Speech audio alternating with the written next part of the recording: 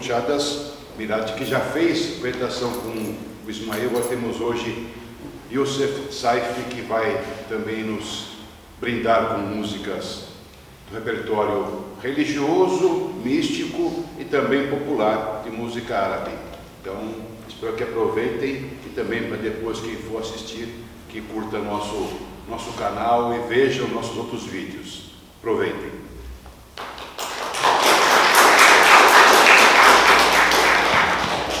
Boa noite a todos.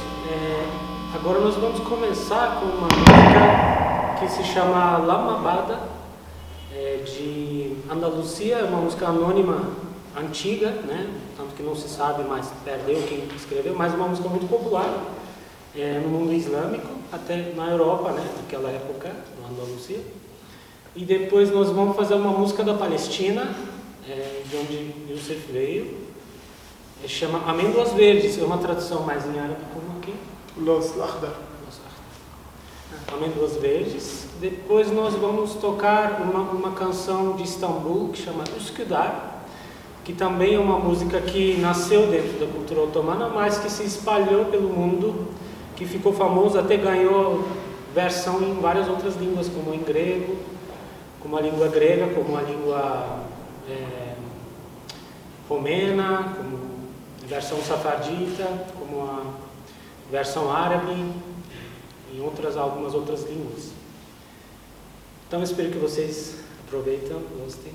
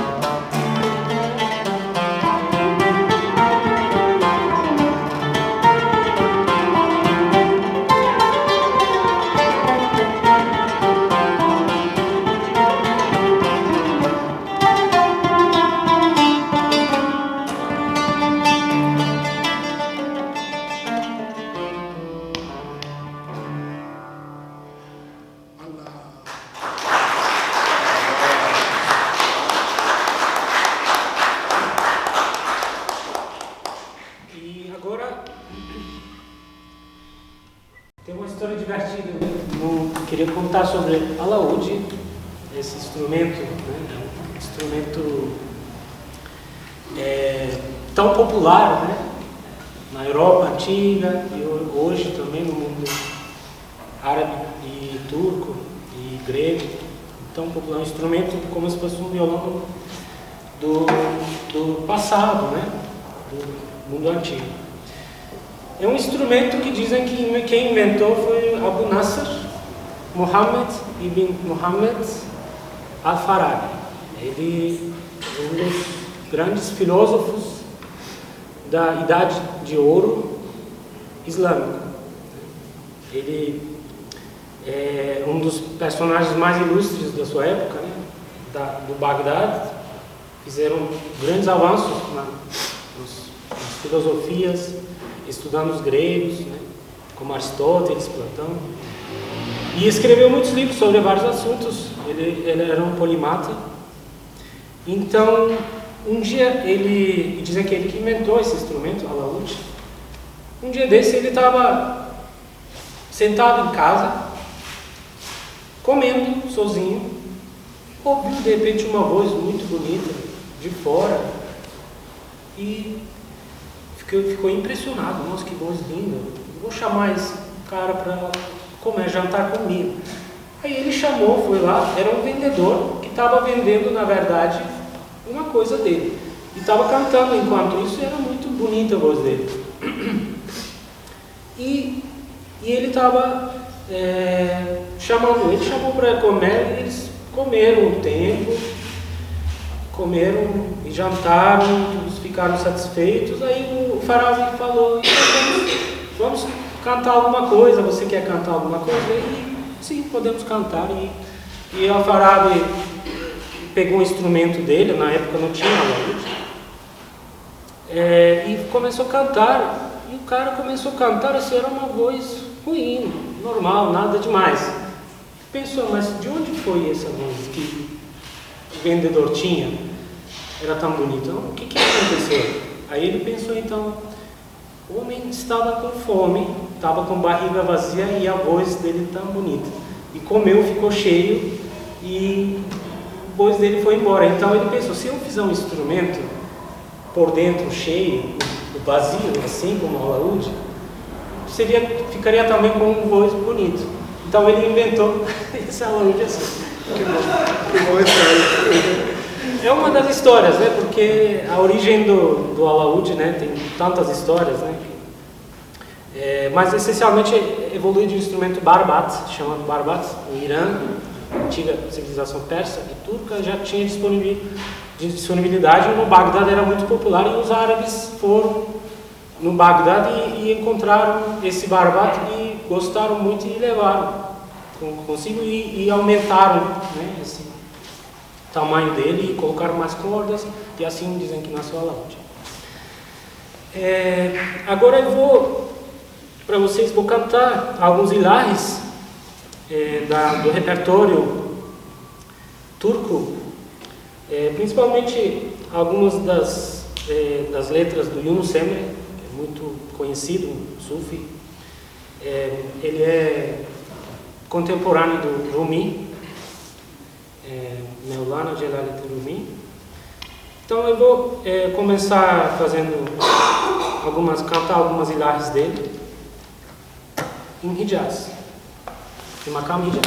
Nós temos um sistema chamado Makam, sistema Makam, que ele consiste em não só 12 notas numa tonalidade, mas temos mais notas, né? Consiste em intervalos desiguais, diferentes intervalos, né? Não só meio tom e tom, mas temos outros intervalos. Então, os cantos geralmente são de uma melodia, basicamente, não temos uma harmonia no sentido ocidental, mas a harmonia em sentido de microtons com diferentes acentuações, com embelezamentos, decorações na melodia, e assim essa tradição tem essa característica de usar esse sistema Makam.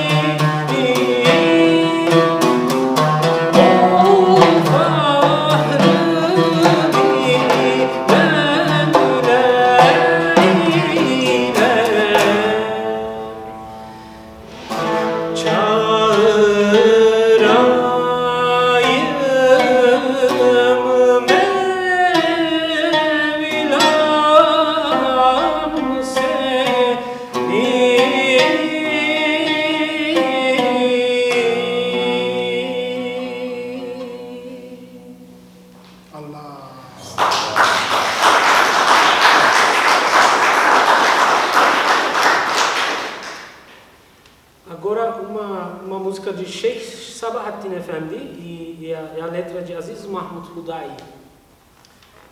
Buyruğun Tut Rahman'ı também Makam Hicaz.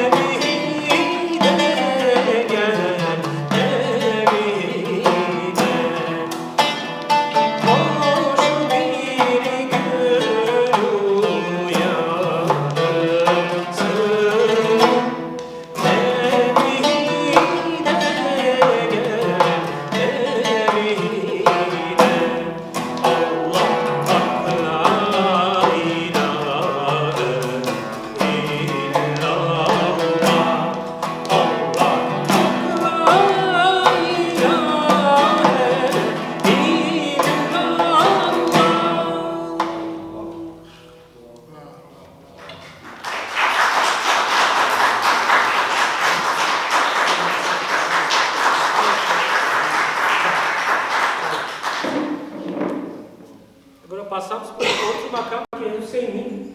Hijaz é um makam que remete aos sentimentos do fogo, amor, paixão. E Husseini Ele é um makam que remete mais para água, beleza. Então, fogo, a gente passa para água. E o mesmo sentimento de desejo e o amor, um amor com mais beleza, mais calmo, mais belo. Então, Husseini é um makam, Husseini quer dizer em árabe belo, então já remete a esse aspecto do makam.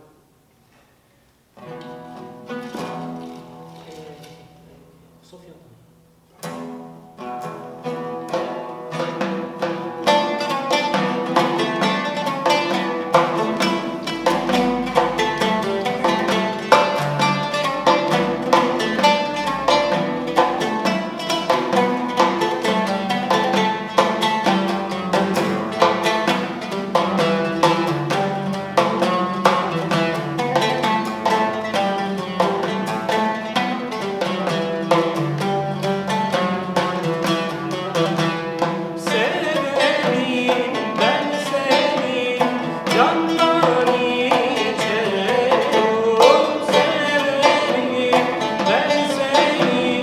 Yeah.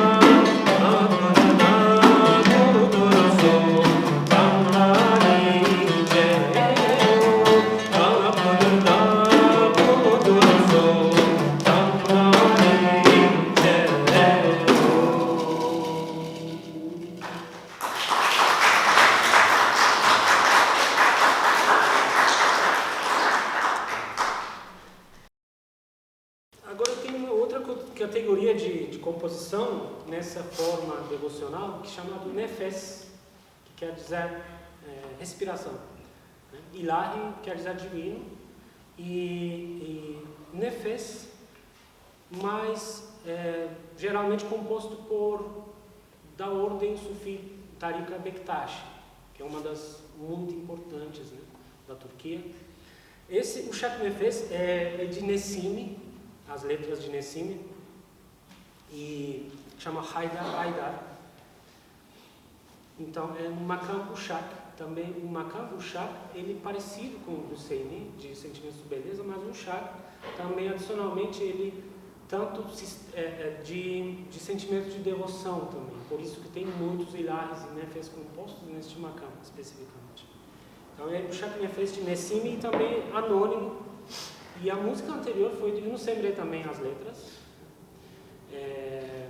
Muito famosa essa música, né, que a gente acabou de tocar. E agora o Shak Nefes Bektashi de Nesimi.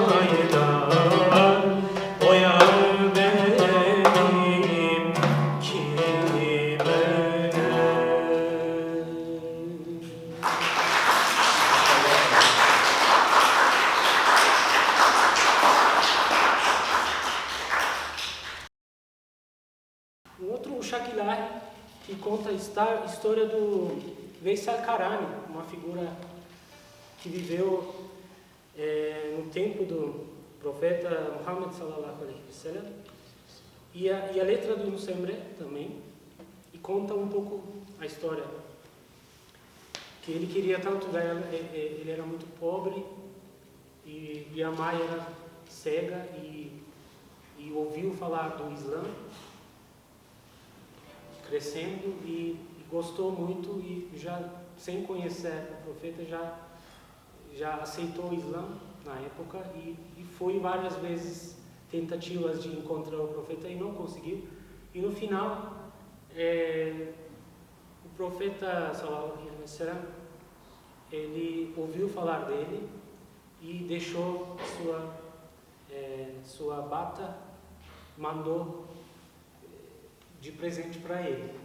Então, esse bata, inclusive, está em Istambul, preservado, o Veysel Karani, a história dele. E essa música conta a história dele com as próprias letras do Yunus Emre.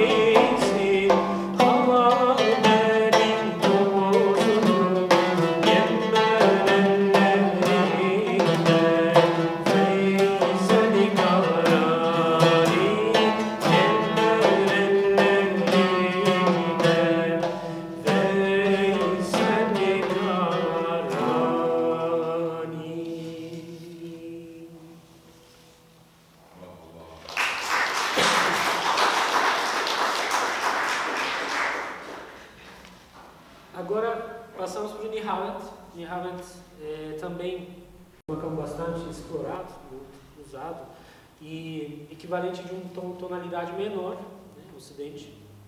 Agora, esse ilahi é de Kelami Mustafa Efendi e das letras de Odabashi Dergah Sheikh, que é bastante... O Sheikh Ismail também, a gente tocou bastante aqui também, essa música, ele gosta bastante, ele canta. Então, esse Niham Dilat chama Eigonul Wakma Jihana.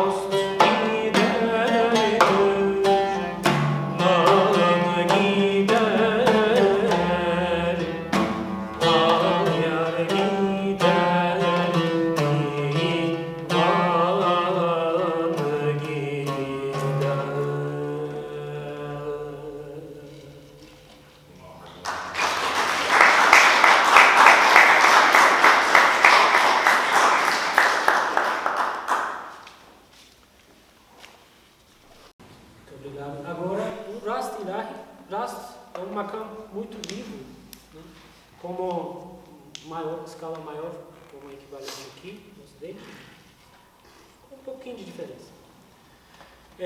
Esse ilahi é de Sabid Hüseyin Efendi e as letras de Hacı Kişi. Gül yüzünü rüyamızda görelim. A letra diz que Allah conceda a nós ver seu rosto abençoado nos nossos sonhos.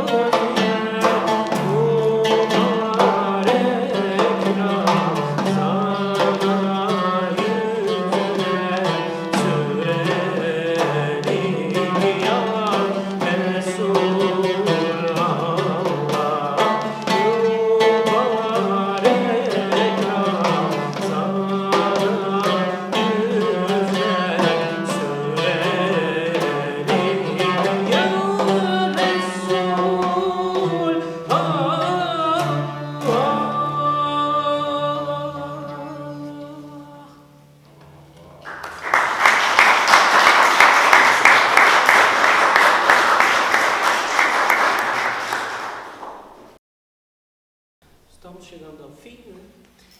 E eu quero agradecer muito pelo convite, eu e Lúcia.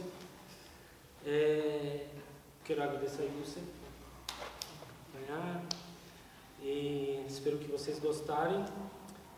E para terminar, gostaria de fazer uma obra bastante significativa de Ramazan Ismail Efendi, um dos compositores mais célebres da música turca otomana.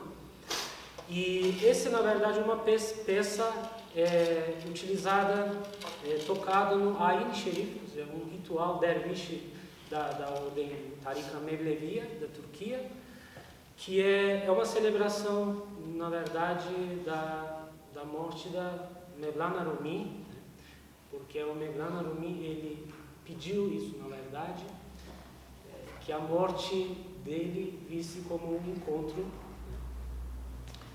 não visse como algo pessimista, né, a morte. Então, é uma celebração que é feita pelos derviches girantes, né, Mevlevis. Então, essa peça, em Makam Hüzzam, que escreveu, é bastante difícil, tanto de escrever, tanto de cantar. Então, eu vou apresentar para vocês. Esse ritmo é diferente. 14 por 8? Faço assim. Pode deixar aqui. Fez 7, pode ser 7 por 8. Não, acho que eu faço sem ritmo, sem ritmo. Melhor.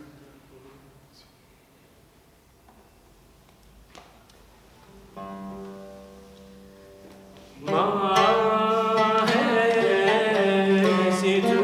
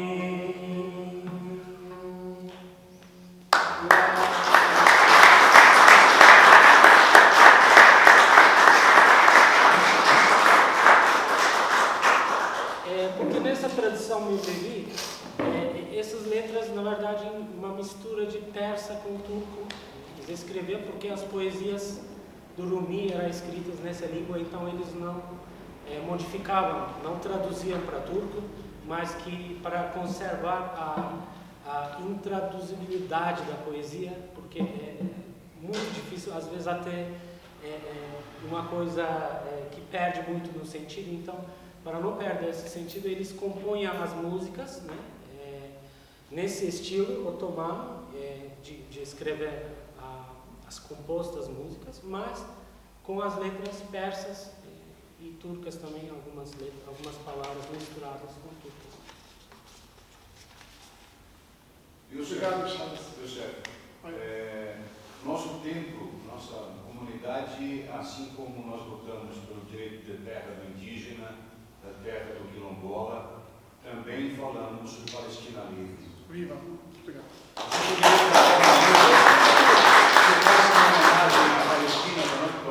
Uma música tradicional da Palestina? Sim. Poderia? Claro. Muito obrigado.